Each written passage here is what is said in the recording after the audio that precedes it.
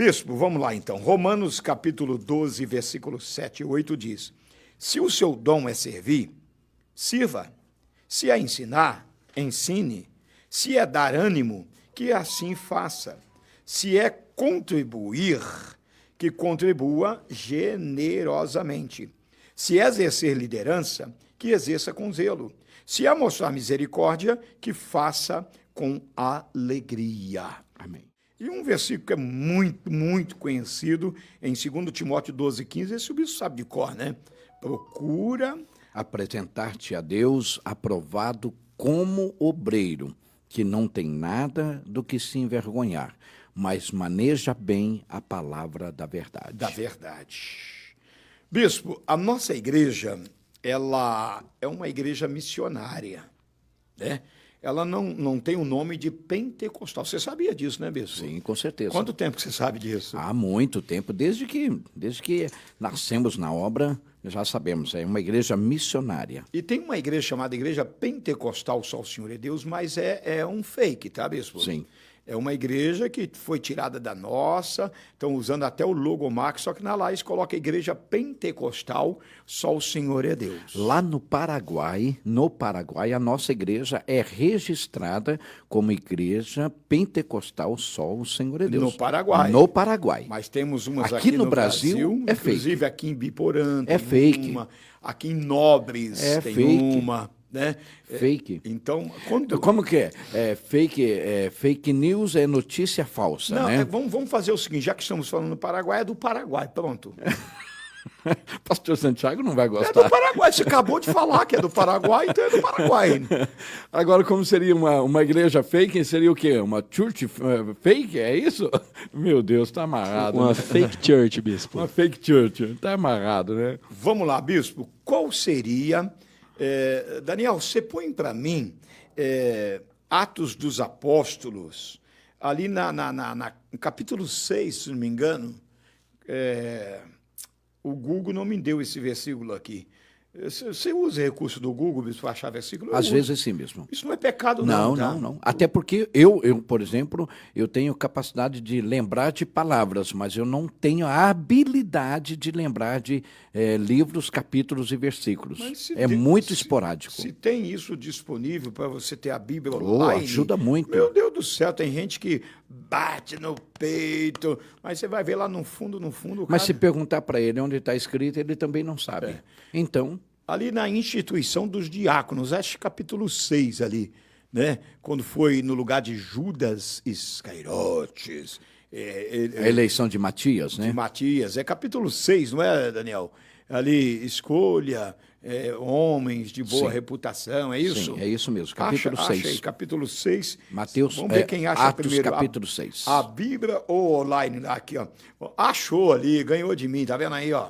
Leia, bispo. Atos capítulo 6, verso 1. Ora, naqueles dias, crescendo o número dos discípulos, havia uma murmuração dos gregos contra os hebreus, porque as suas viúvas eram desprezadas no ministério cotidiano.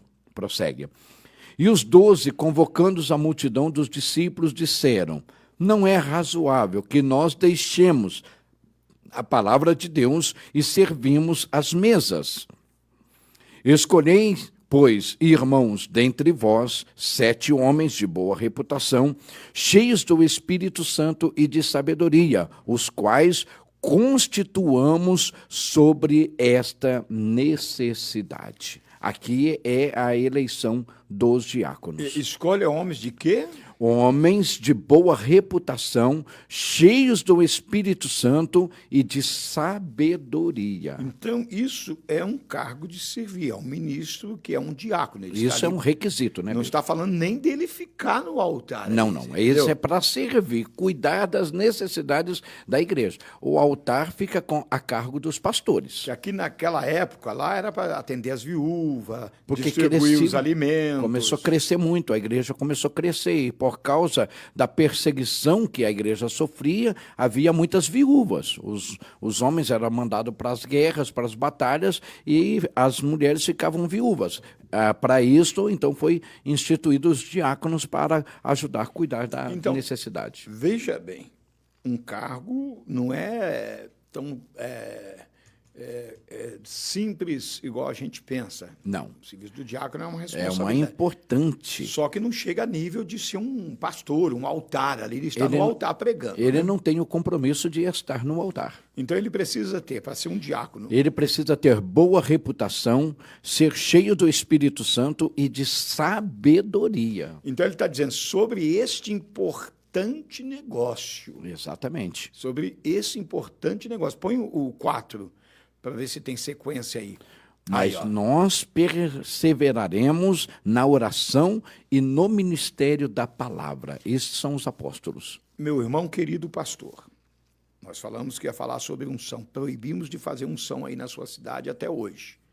Olha, se você não precisa de diácono para que ungir, meu filho. Você tem um diácono esbarrando em diácono aí, rapaz. Tem diaconisas esbarrando em diácono. Treina eles, capacita eles. Ou tira o cargo deles. Se não querem ser treinado, chama eles. Ô, irmão, continua como membro. Você não vai exercer função nenhuma. Aí eu vou preparar outros diáconos para a igreja. Exatamente. Entendeu? Porque, bispo, quando nós assumimos aqui, eu estou falando no plural porque foi uma chapa, foi uma equipe de homens de Deus, o que tinha era capa. Capa branca, capa rosa, capa azul. E sem falar que o pastor também usava uma capa. Era a igreja da capinha. Era. Tinha 10 diaconisas. O que me angustia é saber que alguns ainda têm saudade disso. Usam a capa ainda. Eu não digo usar porque há uma lei, há uma determinação na igreja que não se pode mais usar, mas ainda existe o saudosismo. Aí 10 capas, vamos por 10 missionárias, capa branca, 10 evangelistas, Capa azul, capa azul, e 10 diaconisa. capa rosa, Aí o pastor ainda sobe de capa. de capa. Então vamos supor que naquele dia não veio muitos membros, veio só aqueles obreiros, que geralmente a igreja quase não tem membros. Tem igreja aí que quase não tem membros, só tem obreiros. Mais obreiros. Eu sempre digo, quando eu comecei aqui no Cidade Alta, deve ter alguém me ouvindo, era culto de obreiros. Era 5 obreiros que estavam na igreja. Irmão, é culto de obreiro todo dia aqui. Culto de obreiros. Tem cidades aí que não tem, é culto de obreiros, né? Culto de obreiros. Então, bispo, se nós não precisamos, no dia a dia, de diáconos, aquele que nós temos já é suficiente, é necessário ungir mais alguém? Não há necessidade nenhuma. Para alegrar o irmão? Aqui houve a necessidade. Eles só ungiram, só separaram por causa da necessidade. Se não tem necessidade, não tem o porquê estar ungindo o obreiro. Né? Não tem o porquê. Ah, mas ele é dizimista. Ele não está fazendo nada mais do que obrigação. Ele não está fazendo nada mais do que obrigação. Isso é requisito de fidelidade. Observa que aqui, para ser ungido, nem requer isto. Requer que ele seja um homem de boa reputação, cheio do Espírito Santo e que tenha sabedoria. Porque uma pessoa cheia do Espírito Santo vai ser fiel. Ele vai ser fiel, mas isso é o requisito, porque se ele é de boa reputação, então ele não deve nada a ninguém, Sim. muito menos a Deus. Sim. Aí, bispo, vamos supor, eu me recordo que eu falei numa segunda convenção que nós fizemos, eu disse, irmãos, unção de obreiro não é um presente que você vai dar, consagração de obreiro não é um presente que você vai dar para o membro da igreja. Eu via pastor falar assim, o membro nem sabe, bispo, é um presente que eu vou dar para ele nesta convenção. É uma surpresa. É uma surpresa, eu vou dar um presente para ele, ele vai ficar muito feliz. O pastor, na boa intenção, na simplicidade, achava que aquilo ali era vantajoso falar com o presidente da igreja. Não sabia que estava levantando um capixaba ali que ia mudar isso aí, pessoal. Com certeza. Eu acho que para ungir alguém tem que ter um preparo. Você tem que preparar o Tem que ter obreiro. um treinamento. Comunicar o obreiro. Tem que passar por uma escola. Passar por uma escola, ver se ele realmente tem aptidão para isso, se ele realmente está preparado para isso. Porque, às vezes, bispo, a pessoa ele pode cooperar muito mais na obra sendo membros da igreja do que você impor sobre ele uma responsabilidade. Porque ser um obreiro, por mais que um cargo exista a hierarquia de cargos, mas todos são importantes, então você vai colocar uma responsabilidade e, de repente, ele não está preparado para isso. Pastor, antes de a gente prosseguir o assunto, estou falando com o pastor agora, não perca o princípio de chamar o diácono como diácono. Diácono Pedro, diácono Paulo. A diaconisa, ela é diaconisa, já está ungida, então respeite a unção dela. A diaconisa, vem cá, irmã diaconisa Maria, diaconisa Rosa, vem aqui. Evangelista tal, tem que ter, o pastor tem que entender, já está ungido, já foi ungido ali, pronto, respeita a unção. Isto, bispo, nós fazemos isso não é porque é uma regra da igreja, nós fazemos isso porque é um princípio. Observa que quando Jessé, ele é ordenado por Samuel. Não tem mais ninguém aqui nessa casa? Não, tem um menino. Tem Davi que está. Ele é Davi. Mas a partir do momento que ele é ungido, então ele é chamado de Rei Davi. Então tem a unção. Tem a unção. É esta unção que vai colocar essa diferença na vida da pessoa. Então, se o pastor, ele separou esta pessoa, ele ungiu esta pessoa, e a Bíblia diz que é no meio dos seus irmãos, então a igreja deve respeitar, o pastor deve respeitar isso, chamá-lo pelo seu cargo. Nunca consagra ninguém pela aparência, por ser um empresário, por se vestir bem, por falar bem, entendeu? Porque a pessoa vai dar um dízimo. Bispo, eu vou dizer por mim, e graças a Deus que isso já faz há muito tempo, já falei isso em convenção para servir de exemplo. Em determinada época, quando eu estava no campo, tinha um irmão que ia fazer um acerto na igreja, no serviço, ia receber uma bolada, sabe? Uma bolada. E na minha imaturidade, eu ouvi a voz do inimigo. Hoje eu entendo que foi a voz maligna, não a voz de Deus. Falou assim, consagra ele que ele vai dar o dízimo.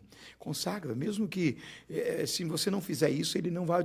Eu ungi ele a diácono numa ceia, ele nunca mais pisou na igreja mesmo. Nem deu dízimo e eu perdi ele. Saiu da igreja. Deus escreveu na parede para mim e falou, toma, o meu óleo só vai para a cabeça de quem eu escolho. Exatamente. E eu aprendi isso, bispo. Eu tomei como lição, porque tem pessoas que vê lá, a pessoa encosta um carrão na porta e vê ele ter frequentando. Aí daqui a pouco, eu vou ungir evangelista, vou ungir diácono. Meu amigo, esse óleo não é seu. Essa unção não é tua, você não manda nela. Verdade. É Deus que escolhe, através de você. Então, se não tem necessidade, já tem obreiro demais aí na igreja, rapaz. Eu quero ler aqui só uma mensagem que acabou de entrar aqui para nós, bispo, Sim. Que é muito importante, o pastor Geber dizendo o seguinte, excesso nunca é bom. Quando o número de obreiros excede a necessidade da igreja, pode complicar para o pastor. Né? O excesso... Vai dar problema. Vai dar problema. O pastor tem um monte de obreiros... Olha só. Sim. Né?